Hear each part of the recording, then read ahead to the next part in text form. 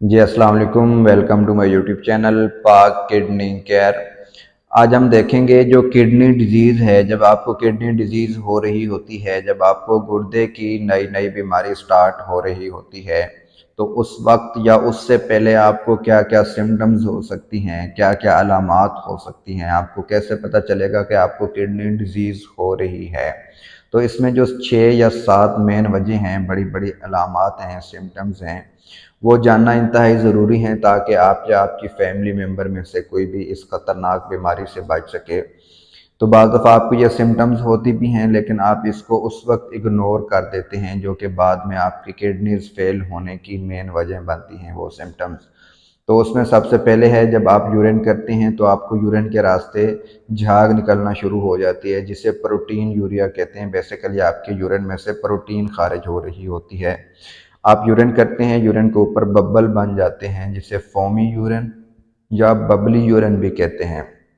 Basically वो protein खारिज हो रही होती है आपके यूरिन में से।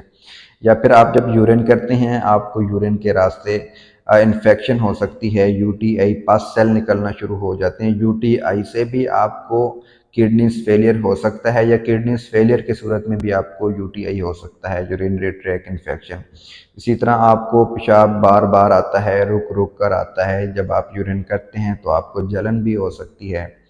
और इसके अलावा जब आपको किडनीज फेलियर होता है तो आपका ब्लड प्रेशर हाई हो जाता है।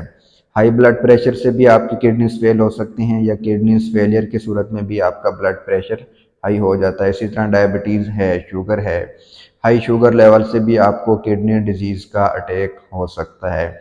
इसके अलावा जब आपके किडनीज फेलियर होता है, आपको आपको किडनी डिजीज़ होती है, तो उस वक्त आपकी बॉडी के ऊपर, आपके फेस के ऊपर, आँखों के इर्द गिर्द या फिर टांगों के ऊपर सोजन आना शुरू हो जाती है, स्वेलिंग हो जाती है, एडिमा हो जाता है। अगर फेस के ऊपर आपको एडिमा होगा तो इसे फेशियल एडिमा बोलेंगे। अगर आपको नीचे टांगों के साइड पे स्वेलिंग है, एडिमा है, तो इसे पीडल एडिमा बोलते हैं।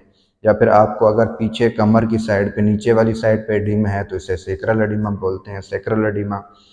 तो इसी तरह जब आपको किडनी डिजीज़ होती है तो आपकी जो नींद है वो उड़ जाती है, नींद आहिस्ता आहिस्ता ख़त्म हो जाती है, आपकी भूख ख़त्म हो जाती है, आपको भूख नहीं लगती, आपको थकावट होती है जिसे फटीग बोलते हैं, आप खुद को लेज़ी लेज़ी फील करते हैं, ज़्यादा देर सोए रहते हैं, आपके ऊपर इतना वर्कलोड भी नहीं है, उसके बावजूद आप ज़्यादा थक जाते हैं।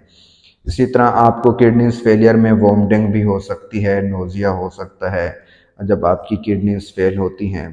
या फिर आपको फ़ीवर हो सकता है, हाई फ़ीवर हो सकता है, शिवरिंग भी हो सकती है किडनी डिजीज़ में, वोमिट हो सकती है, फ़ीवर हो सकता है। या फिर आपको जो आपकी स्किन का कलर है, या आपकी जो स्किन है वो डल हो जाती है।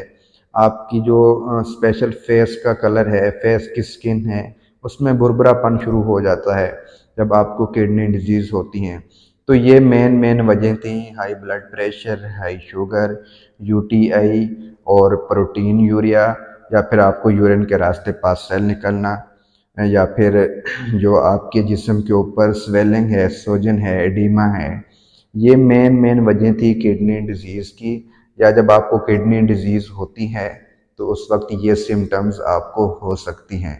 इसके अलावा और भी कई सिम्टम्स हो सकती हैं, जैसे फ़ीवर है, या छोटी मोटी कई और अलामात हो सकती हैं। लेकिन जब आपको ये अलामात हों तो आपने फ़ौरी तौर पर अपने कंसल्टेंट नेफ्रोलॉजिस्ट को चेक करवाना है, ताकि आप किसी बड़ी कॉम्प्लिकेशन से, मेजर कॉम्प्लिकेशन से बच सकें। आपके जो किडनीज़ हैं वो क्रोनिक किडनी डिजीज़ की तरफ ना आ जाएँ, आपकी जो किडनी डिजीज़ है उसको रिवर्स किया जा सके फ़ौरी तौर पर। तो इसी तरह आप अपने किडनीज़ को हेल्दी रखने के लिए ज़्यादा से ज़्यादा पानी का इस्तेमाल करें।